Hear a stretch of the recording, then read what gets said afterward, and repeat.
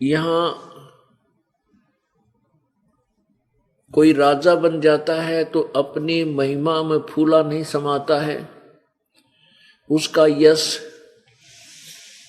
पृथ्वी पर फैल रहा होता है।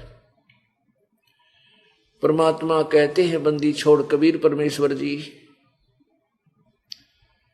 कि कोई छोटी सी कोठी बना लेता है बढ़िया चिप्स लगाकर 2-4 मंजिल की, आसपास के क्षेत्र में, उस नगर में, कॉलोनी में वो एक बड़ा महिमावान माना जाता है, उसकी बड़ा यश होता है।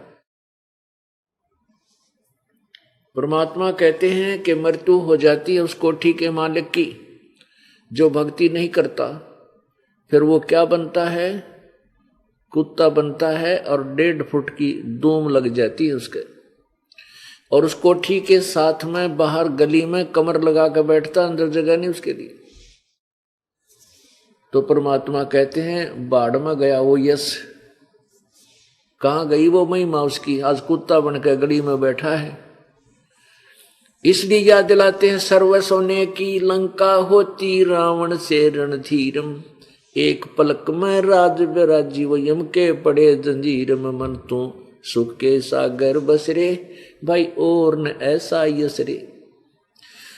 एक छोटी सी कोठी किसी ने बना ली और आसपास के क्षेत्र में उससे बढ़िया कोई कोठी नहीं है तो उसी को हम पता नहीं क्या मान बैठते हैं। परमात्मा कहते हैं इस काल के लोक में सबकी बिरान माटी, सबकी दुर्गति है। रावण ने पूरी लंका सोने से निर्मित कर रखी थी, सोने की, ओ तेरे की। अब किसी के पास 100 ग्राम 200 ग्राम सोना हो जा, 400 ग्राम हो जा, फुल्ला नहीं समावे। और उसने तो कहते महल बना रखे थे सोने के। रावण की मंडियों में जैसे यहां बाजरे ज्वार और धान बिकते हैं, रावण यानी श्रीलंका के बाजारों में हीरे और मोती ऐसे बिका करते जैसे यहां धान और गेहूं और बाजरे ज्वार बिके। ऐसा धनी राजा था। और सत्य भक्ति ना करने से क्या दुर्गति हुई? एक पलक में राज विराजी जम के पड़े जजीरम। एक पल में वह सारी सोने की लंका सपने की तरह समाप्त हो गई। परमात्मा हमें याद दिलाते हैं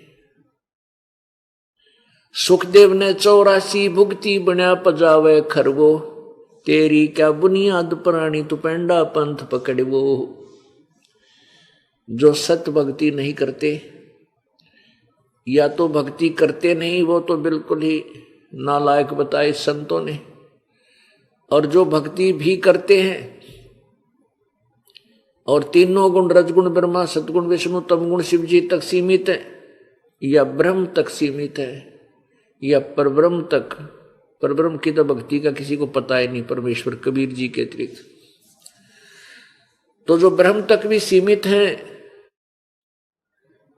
उनकी साधना से भी जन्म और मृत्यु और ये भिन्न भिन्न प्राणियों के शरीरों की योनियां, शरीरों में कष्ट, ये दुख भी अवश्यमेव भोगने पड़ेंगे।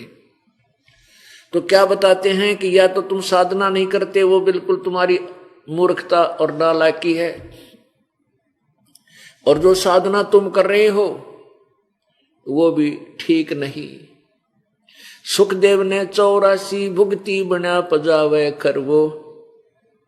सुखदेव जैसे महर्षि वो भी 84 लाख योनियों में इन भिन्न भिन्न प्रकार के प्राणियों के शरीरों को प्राप्त हुए।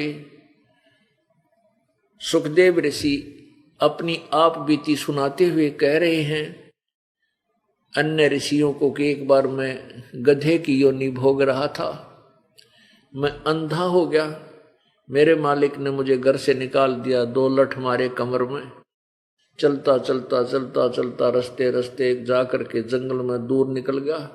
वहां वन में एक गहरा नाला था पर उसकी चौड़ाई बहुत कम थी।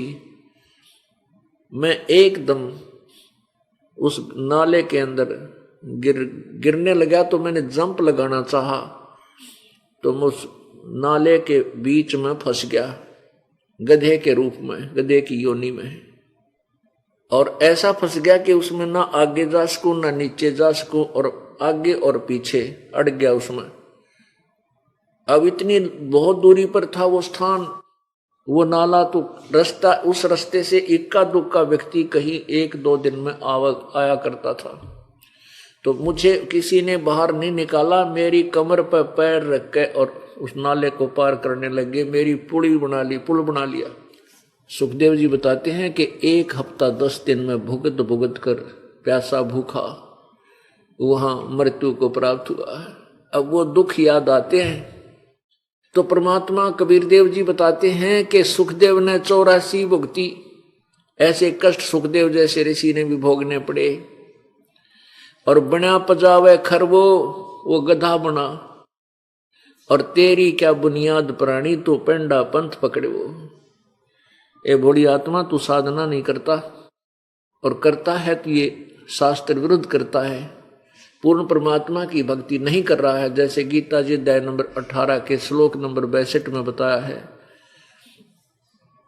कि अर्जुन तू सर्वभाव से उस परमेश्वर की शरण में जा, उसकी कृपा से तो परम शांति और शाश्वत स्थान यानी सतलोक को प्राप्त होगा। तो वही परमात्मा हमें संदेश कर रहे हैं कि मन तू सुख के सागर बस रे भाई, और न ऐसा यश रे।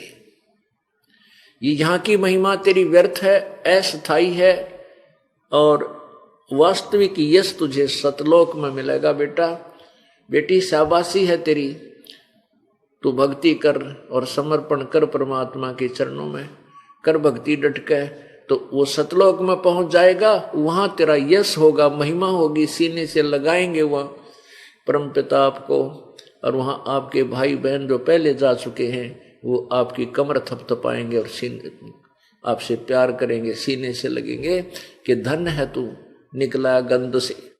तो वो तेरी महिमा, वो यश ओरिजिनल है, वो सही यश है, वो सही महिमा है तेरी। ये और यहाँ का कोई ऐसा यश तेरे काम नहीं आवे।